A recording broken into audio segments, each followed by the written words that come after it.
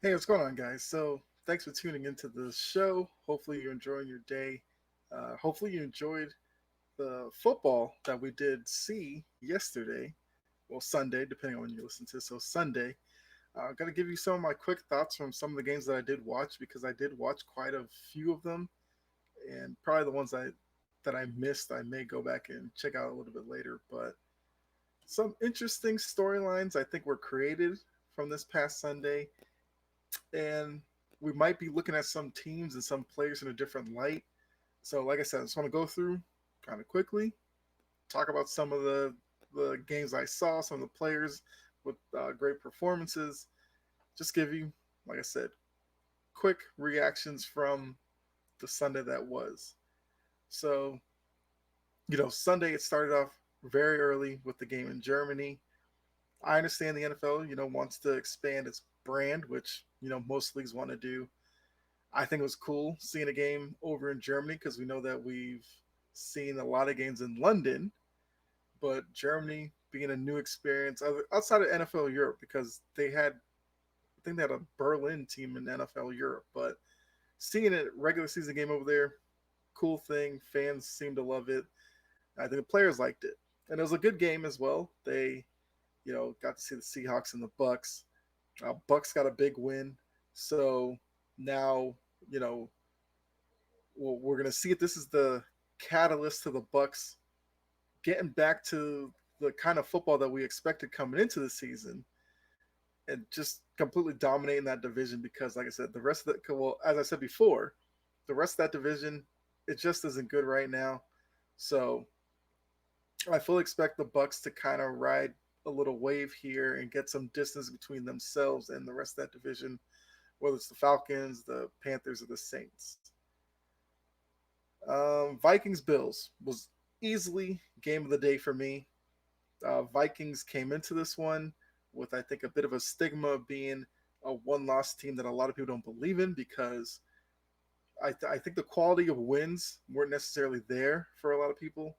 Their one loss was to the Eagles. So if they had beaten the Eagles, of course, the Eagles wouldn't still be unbeaten, but that would have been a quality win for the Vikings. But they got one Sunday against the Bills. We know Josh Allen was, a little bit injured coming into the game, but he did play. So you got to judge him for being out there and actually playing in the game. He played pretty well. He did have a big mistake later on in the game, which I'll get to here in a second. But can we just say, by looking at this, Justin Jefferson and Stephon Diggs are clearly two of the best wide receivers in the league. Now, wherever you put them in terms of your top five or whatever is up to you. But I've always been a Stephon Diggs guy. Um, he made big plays when he was in Minnesota. Of course, the was Minneapolis Miracle, which was I think it was his last play in Minnesota. But since he's been in Buffalo with Josh Allen, he's been Josh Allen's go-to guy, coming up with big catches in big games. And both of those guys, yes, they had incredible one-handed catches. Justin Jefferson's probably a little bit better than Stephon Diggs, only because Jefferson went up one-handed, had a safety or a corner, was a defensive back behind him who had two hands on the ball, and Jefferson went up with one, snatched it away from him, went to the ground, and somehow managed to keep control of the ball, which led to the Vikings. That was what the end of the fourth quarter, so it led them on their drive that helped them take the game into overtime. The Bills made glaring mistakes. The fumble, the botch snap on the half-inch yard line that turned into a touchdown for the Vikings, which ultimately gave them a lead at the towards the end of the fourth. They was made the Bills have to go and get a field goal to tie it or whatever. But that that situation, what I thought, I wonder if this crossed Sean McDermott's mind. It made me think of that game that the Patriots had with the Broncos some years ago, where they were backed up on their own end and they were up in the game. So giving away a safety wouldn't have lost the lead or anything, and they just snapped the ball out of the back of the end zone. Then did the little punt, gave it back to Denver, and then their defense held out for the rest of the game. I wonder if McDermott thought of that. Of course, hindsight being 2020, that would have been a better option than just fumbling it on their own goal line and giving the Vikings a gifted touchdown. But it is what it is. Those plays happen every so often. But the interception to end the game, where Patrick Peterson picked off Josh Allen, I think that was just Josh Allen trying to do too much because he understands he has a strong arm, so he was trying to fit it in a really tiny window. But it's a risk he didn't need to take because worst case in that situation, you get the field goal and you take the tie. A tie looks much better for you than a loss right now because when it comes to the end of the season and you're up against a team with the same amount of wins, a tie actually helps you out because you then have one less loss than the other team. So we'll have to see in the grand scheme of things if that interception in the end zone cost them a number one seed, cost them the division because right now they're behind the Dolphins who are 7-3, and the Bills are 6-4, I believe. So we're gonna have to see if the Dolphins end up winning the division. Everybody's gonna look back on this game and say that the Bills really lost an opportunity. Um, Lions Bears. The only thing I want to say for that game is that we're starting to see, I guess, Justin Fields look like the guy that we assumed he was going to look like coming out of Ohio State. He still doesn't look great, only because the lack of weapons around him. Although Cole Kmet had a really good game, so maybe this is the start of a connection between those two. Because I do think for a young quarterback, their best friend is a reliable tight end, and maybe Fields might decide that Kmet is his guy. But it was a tough loss for them though, because I think the Bears should have won the game. But you gotta give the Lions a lot of credit. They came back late in the game, and then when the Bears had the ball with a chance to drive down and possibly win, their defensive line really put a lot of pressure on Justin Fields, and it just never went anywhere. So give the Lions a lot of credit. The Bears, it looks like they're starting to let Justin Fields kind of be Justin Fields. Now they have to do right by him and fix the offensive line. Give him at least one wide receiver that is a game changer, and then hopefully Cole Kmet could be that tight end for him. Let me see what else we have here. All right, so if you didn't check me out on the Big Three podcast Tuesdays on Sports Empire Network, you know that I picked the Broncos in an upset over the Titans. And I was just going to say this. I'm done picking Broncos for anything because what's going on there, it's a complete mess. The offensive line is broken. Russell Wilson, I guess when he has time to throw, he's not looking as good as he did early in his career when he was with the Seahawks. And I don't really know what's going on. Well, we kind of know actually. The shoulder injury must be more of a deal than maybe he's letting on. I ultimately think Nathaniel Hackett's probably going to lose his job, which I'm not coming up here saying that he shouldn't because he's just made too many mistakes for me. So I can't really get mad if Denver turns around and fires him after just 1 year. But Hackett is not the only issue, clearly. Um, their defense is decent, but their offense is a mess right now. I don't know who they could get to fix that. I'm I'm assuming they'll go with an offensive mind. I think Hackett's an offensive guy, but no, Hackett might be a defensive guy. If Hackett's a defensive guy, they got to go offensive guy with the next coach. If Hackett's an offensive guy, they still got to go with the offensive guy. Just get the right guy. Whether that's Bieniemy, although he may be a Kansas City lifer, so he can take over for Andy Reid.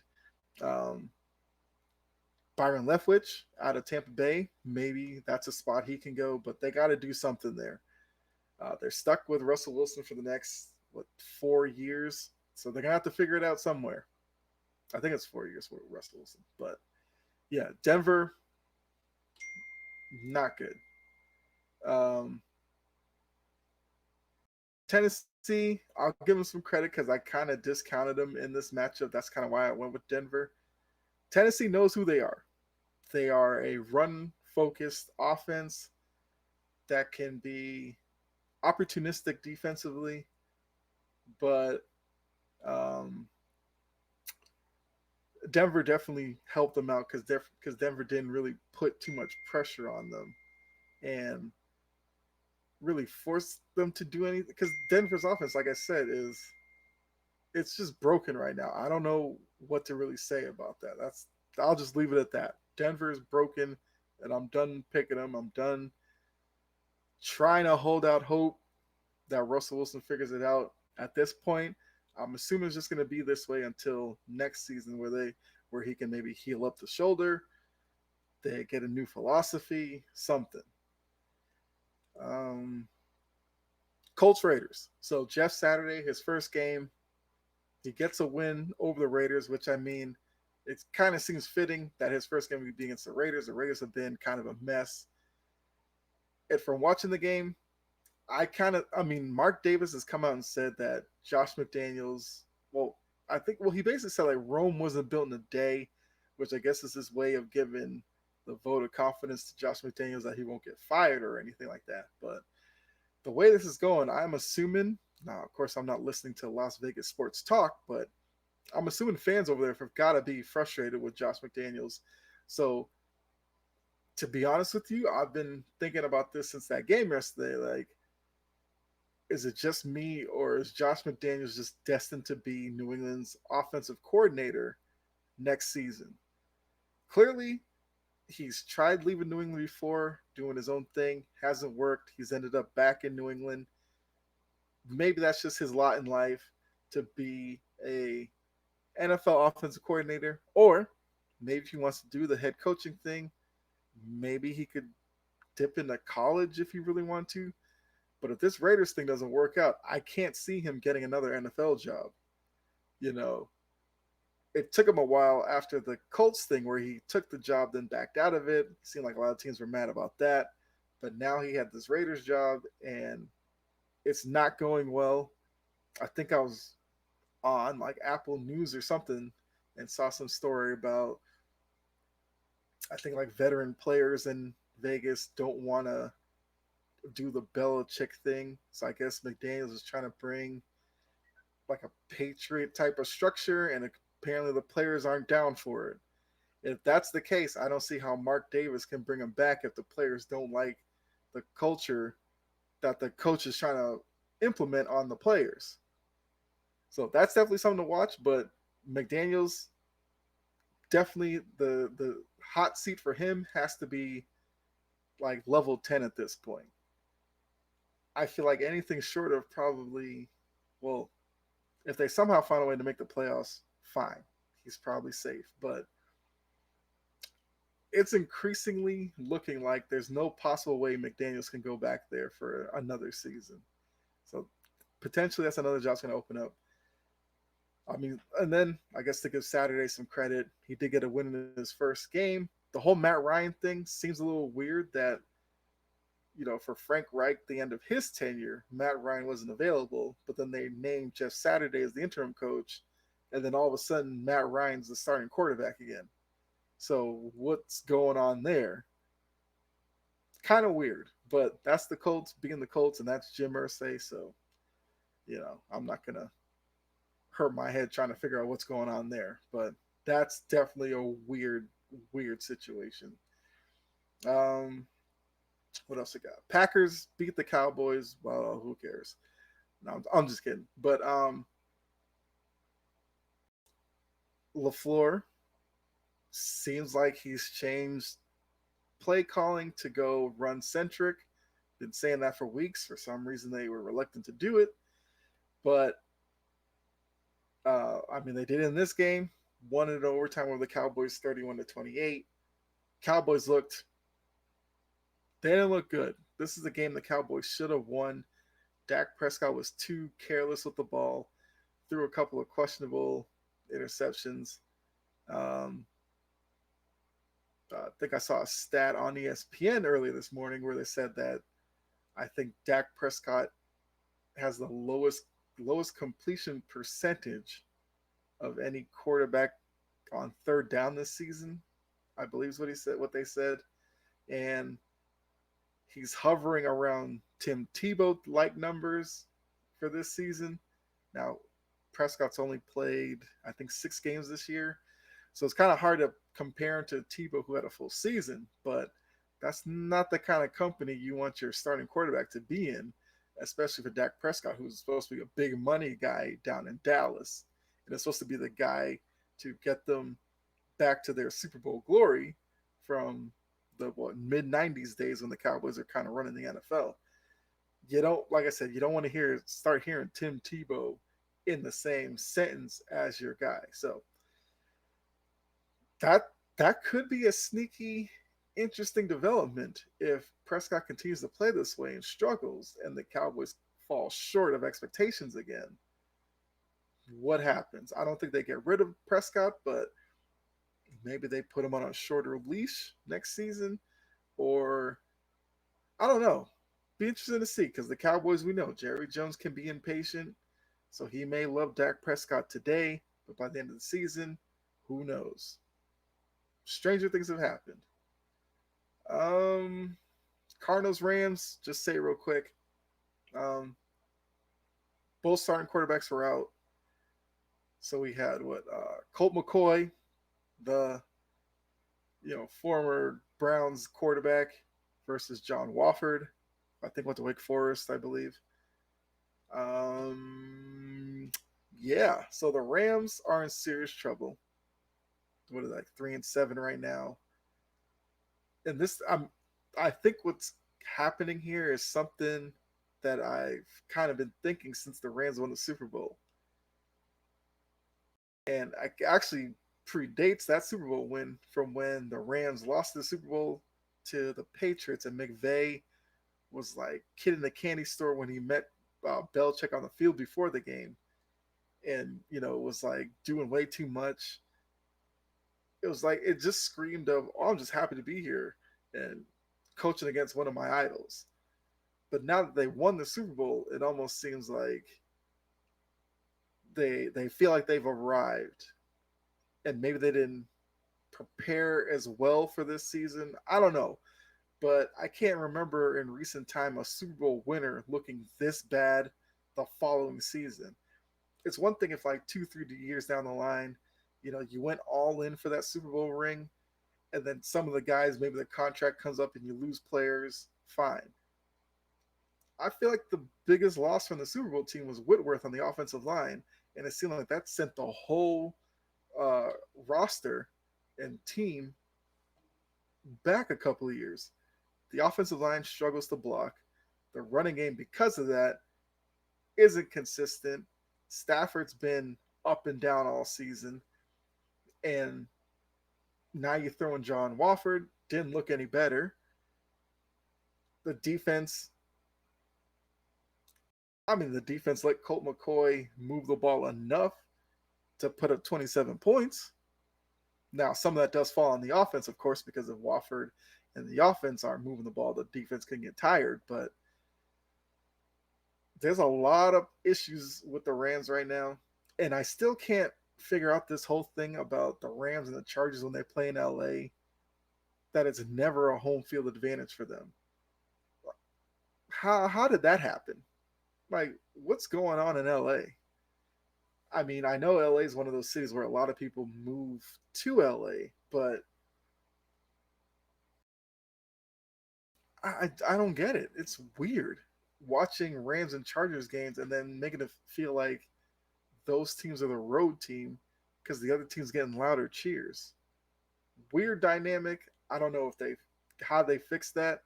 The Rams won the Super Bowl. Shouldn't be an issue for them, but LA, I guess LA's just built that way. It's kind of weird. Finally, 49ers beat the Chargers. I kind of saw that coming. Chargers are beat up, but I've been saying, I think I've been saying this on pregame pigskin, which I do Sports Empire Network on Thursday nights at 7 o'clock. I think the Niners are set to be the the second half team in the NFC. I, I just I just like what's going on there. Now I know Garoppolo has his limitations because I don't think he threw a touchdown pass in that game, but he's like 10-2 in games where he doesn't throw a touchdown pass. Weird quarterback stat. I guess only Jimmy Garoppolo can have that kind of luck. So Niners are battle tested. McCaffrey looks good in San Francisco. Of course, with him, it's always going to be health related, whether or not he can stay healthy. But right now, he looks good. So I fully expect the Niners to make it interesting because the Seahawks kind of look like they might have been the surprise team that actually wins the division because the rest of the division wasn't playing up to par. All I'm saying, the Niners are coming on strong. So uh, I I wouldn't be surprised if the Niners ultimately overtake them, but the Seahawks are still a great story. And then I guess to end this episode, just to give you a current playoff picture, because I think at this point we can start looking at playoff pictures and you know kind of see how it shakes out each week. So the AFC right now, Kansas City would be your one seed. They'd get the bye 7-2. The Dolphins are the new leaders in the AFC East and the new number two seed in the AFC at 7-3. Tennessee, your AFC South leader, 6-3, would be a three seed. The Ravens would be the four seed, also at 6-3. Then the wild card teams would actually be the AFC East, the rest of the AFC. So the AFC East currently has every team in the playoffs. I'd be shocked if that's how it ends up because that's really difficult to get four teams into a 17 field. But right now, that's how it is. The Jets are your number one wildcard team at 6-3. The Bills are the number two wildcard team as the sixth seed, 6-3. And the Patriots, with the Chargers lost last night, are the new number seven seed at 5-4. Will that stay like that the whole season? I doubt it because I fully expect the Bengals to find their way into the playoff picture, whether it's winning the AFC North or as a wild card team. So yeah, I guess in the hunt, Chargers at 5-4 and the Bengals at 5-4. I guess now I could put the Colts up there at 4-5-1. Those are your teams in the hunt. The NFC, the Eagles, being the last undefeated team, we'll have to see what happens on Monday night. They play the Commanders. Fully expect them to win, so they should remain unbeaten. But they're the number one seed in the NFC right now, 8-0. The Vikings, surprise number two seed at 8-1. Leaders of the North probably will win that division because let's be honest, the Packers, I don't see them making up a 4.5 game lead or deficit to win that division. Seahawks will be your three seed for the NFC West at 6-4. The Bucks, the NFC South, are 5-5, or the four seed. Then the wild cards would be the Giants at 7-2 as your five seed. Cowboys 6-3, six seed, and then the seven seed in the NFC. The Niners at 5-4. I kind of think the NFC picture is going to stay the same, just a little bit of movement in terms of the teams. Because, like I said, I could see the Niners taking over for the Seahawks and getting a top four seed as a division winner. And I think the Seahawks will probably be a wild card team, which will be a great story in the NFL. But we'll see. So, like I said, each week, I think this is something I'll do. I'll come in here, give some thoughts from the weekend, and we'll talk about the playoff picture and see how it's ever changing. But thanks for tuning in. Hopefully you enjoyed this episode. Before I get out of here, just to let you know, Sports Empire Network, you can catch me on there Tuesday nights on the Big Three podcast, 7 p.m. Then Thursday nights, pre-gaming pigskin, 7 p.m. I'll just let you know this week, Friday night, I will be on the And One podcast, 10 p.m. on Friday night, where we're just going to talk some basketball. Really good show. That'll be my first time on there. Maybe I'll be on there every couple of weeks or so. We'll just see how much fun I have on there, but really good show. I'm excited to make my debut on there this week, so make sure to check me out there Friday night. Check me out on JJL Sports Talk Show as well. Normally Friday nights at 8. I do that show. We're actually going to do an episode here on Monday because we missed last Friday because of Jordan wasn't feeling well. So we're going to do a makeup episode Monday. So make sure you check that out as well. Been on there for a few weeks now. Really good show as well. Um, yeah, make sure you know subscribe to the channel over here on YouTube. I feel like we're starting to get a little bit of growth over here, so I really appreciate you guys. And for those of you who have subscribed, make sure you let other people know about it. Bring them over to my channel, and tell them to subscribe as well. Really help me out. I appreciate that. Hit the notification bell as well. That way you'll be notified when I upload an episode and all that. Plus, um, what else? Oh, give it a like as well, or hit the thumbs down. Doesn't matter to me. Leave a comment as well. Let me know any of your maybe hot takes or initial thoughts coming out of the weekend in the NFL. What takes do you have? Let me know that down in the comment section as well. For those of you listening, my audio people, been there since day one. Appreciate you guys as well. Hit subscribe, follow, whatever the option is. Leave a review, really helps, and leave a comment as well. So, thanks a lot. Appreciate you guys.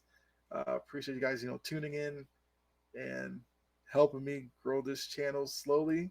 But we'll get there. As Mark Davis says, Rome wasn't built in a day. So use the same philosophy here. But as I always say, be safe out there. God bless. And I'll catch you in the next episode. All right. Have a good one, guys.